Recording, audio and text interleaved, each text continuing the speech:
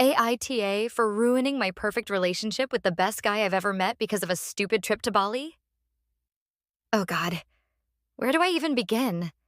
My name is Sarah, and I've really messed up. Like, monumentally, irrevocably messed up. And now I'm here on Reddit, desperately hoping for some wisdom, some guidance, anything. Because I honestly don't know what to do. Jason. His name is Jason, and he was perfect. Not perfect in a cheesy rom-com way, but perfect for me. He was everything I wasn't before him. I used to be the life of every party, the one who stayed out till dawn, always chasing the next thrill, my phone full of numbers I'd probably never call again. My grades were optional, let's just say, a consistent source of stress for my parents. Then I met Jason. He was brilliant, an engineering student with grades that made my head spin. He wasn't some stoic, boring genius, though. He was handsome, kind, had a dry wit that always made me laugh, and just genuinely good. He didn't care for parties or late nights out. His focus was always on his studies, on building a real future, and, well, on us. He made me want to be better, to focus, to calm down. He brought a stability to my chaotic life that I never knew I craved. And for a while, I did calm down.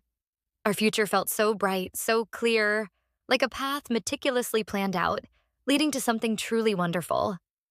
We talked about moving in together, about his plans for graduate school, even, foolishly, about a house with a garden. Then came the Bali trip. My girlfriends had been planning it for ages, a last hurrah before we all got too bogged down in adulting. Even though Jason wasn't thrilled about me going without him, he worried about me, always, and now I see why. I convinced him it would be fine.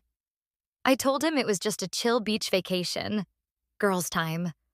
Looking back, that was the first crack, the first subtle tremor in the foundation of our relationship. My friends, bless their misguided hearts, always thought Jason was below me. Too quiet, too studious, not exciting enough. They'd make little comments, half jokes, about how I needed someone who could keep up with me, someone more spontaneous. And stupid me. I let their whispers get to me. I let their shallow opinions chip away at the amazing, solid thing I had with Jason. Their words, intended to elevate me, instead just pushed me towards self-sabotage. Bali was a blur of sun, cheap drinks, and bad decisions. The atmosphere was intoxicating, a constant party, and I fell right back into my old habits, magnified by the peer pressure. The first night, fueled by too many colorful cocktails and the insistent cheers of my friends urging me to let loose, I met a guy. I honestly don't even remember his name. We danced, we drank, and then, well, you can guess. The worst part? It happened again a couple of nights later, with someone else. Each time, a fleeting, drunken moment that felt like nothing. Just a fleeting thrill in the moment, but now feels like the heaviest, most crushing weight imaginable. Every morning, I'd wake up with a pounding headache and a sick feeling in my stomach, but I'd brush it off, tell myself it was just Bali, just vacation. I got back, trying to push it all down, trying to pretend like nothing had happened. I tried to go back to being the Sarah who loved Jason, the Sarah who was trying to build a future with him, who was trying to be a better person for him. I thought I could just bury it, that it would disappear. But one of my friends, Liam, who's always been more grounded and has a real moral compass, was also on that trip. He must have seen something in my face, or perhaps he just couldn't stomach what I'd done and felt Jason deserved to know. A week after I got back, he told Jason everything. Every single detail, I imagine. And just like that, it was over. Jason cut all ties. No screaming, no dramatic fight, no accusations, just a quiet, resolute cutting of the cord. He didn't answer my calls. My texts went unread. He changed his routine to avoid me. The last time I saw him, he looked at me with an expression I can only describe as profound disappointment and hurt, completely devoid of the warmth that used to be there. He couldn't look at me. He couldn't talk to me.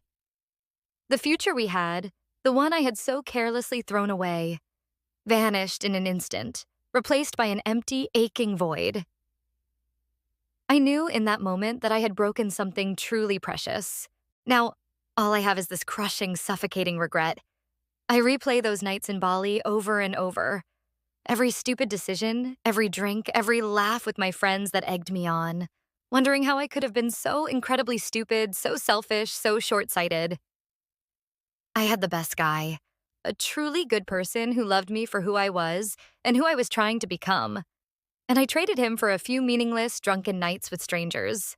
I hate myself for it. I truly do. The thought of never seeing him, never talking to him, never having his hand in mine again is almost unbearable. So, Reddit, what do I do? Is there any way to fix this? To even begin to apologize, to show him how truly sorry I am, how much I regret my monumental idiocy? Or have I truly ruined everything beyond repair? I feel like I'm drowning in my own stupidity, and I don't see a way out. Please, help. Update. Hey Reddit, it's Sarah again. I posted a while back about completely messing things up with my amazing boyfriend Jason after a disastrous trip to Bali where I cheated on him.